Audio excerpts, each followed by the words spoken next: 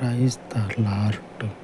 జీవము కలిగిన పరలోకపు తండ్రి, మీ జీవము కలిగినటువంటి ఈ సత్య సువార్తని వినుచు ఉన్నటువంటి అనేకులు తండ్రి, నీ సత్య సువార్తలోనికి నడిపించబడి దినమంతయు, మాసమంతయు, సంవత్సరమంతయు నీ కాపుదల చేత, నీ పరలోకపు భద్రత చేత క్షేమము కలిగి వర్ధిల్లుటకు మీ సహాయమును సహకారమును నీ ప్రజల మీదకి సమృద్ధిగా అనుగ్రహించమని, వాక్యమై ఉన్నటువంటి నీవు నీ పవిత్రమై ఉన్నటువంటి మాట చేత అనేకులను తండ్రి వారి జీవితంలో మీ పరలోకపు నడిపింపును అనుగ్రహించి, ఏ పరిస్థితిలో కూడా వారి జీవితాలను చేజార్చుకొనకుండా నీ వాక్యపు వెలుగులో వారిని నడిపించమని